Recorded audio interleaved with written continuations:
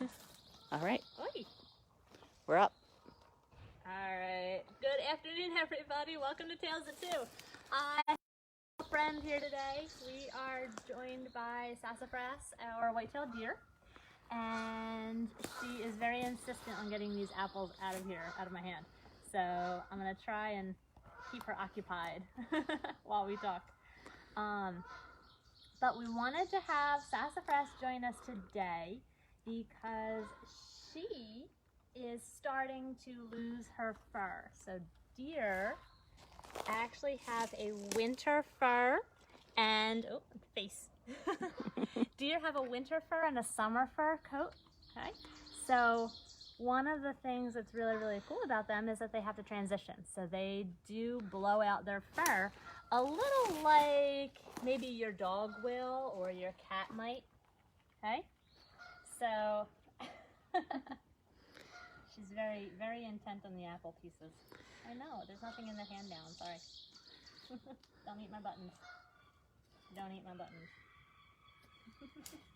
And honestly, having Sassafras, she's just adorable.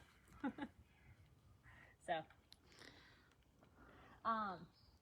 but the fur on a deer actually does a couple different things for them, okay? In the wintertime, it's going to be there to help keep them warm, okay?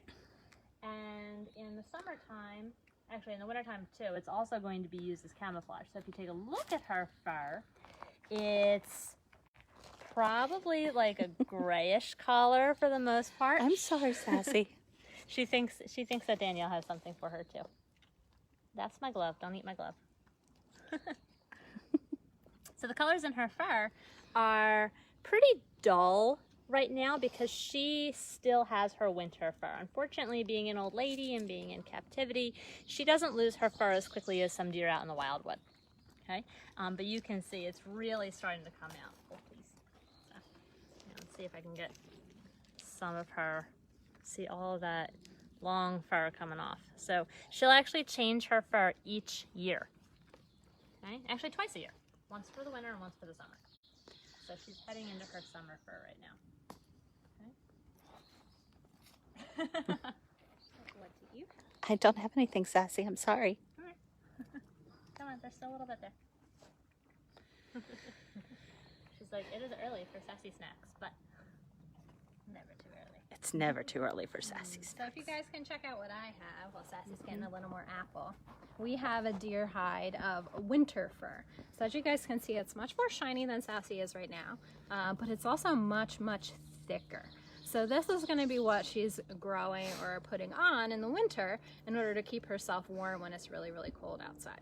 So the thickness of it makes it really good to protect her all winter long, but then in the summer, she doesn't want to hang on to this. She wants to lose it in order to make sure she's not too hot. So she's just starting to lose her fur now, but as you guys can see, she's not nearly as thick as this hide that we have here.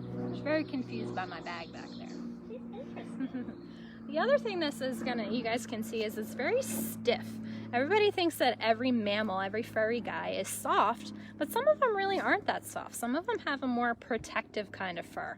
So because she's out in all different kinds of weather, it has to protect her from the weather too, not just keep her warm. If she had a very, very soft fur like a cat or a dog, it's not going to protect her quite the same way from the different types of weather going on outside.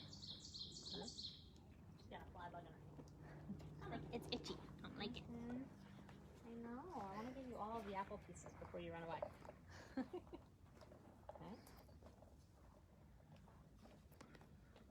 So the other cool thing is that animals that don't necessarily need to change their fur, ones that might hide out over the winter time, they're not going to change their fur as often or as dramatically as Sassafras would as a white-tailed deer. So white-tailed deer, they are out all winter long. So she would have to be prepared for whatever the weather, like Erin said. Okay? Ones that might hibernate, they're pretty much only going to have one kind of fur. Oh, Sassy pooping. Okay. Thanks, Sassy. If you were interested about scat, we did talk about that a little while ago. So we have a video about scat. And deer scat is pretty common. It's true. Alright guys, so we also have some other furs that we brought to show you guys because the deer fur is very easy to check out, but we've got some other ones too. So another one is our friends the foxes, and you guys can even see they have different layering of the fur. So it's not just We're going to go in the shade. It's too sunny. it's not just that top layer of fur, they also have underneath as well. So you guys that have pets, you may see that when you pet your cat or dog, a different color fur comes off than what you're seeing on top. So they do have different layering as well. All right, so in the case of the fox, he's also using his fur for camouflage. He is going to grow extra fur in the winter too, just like the deer do. All right.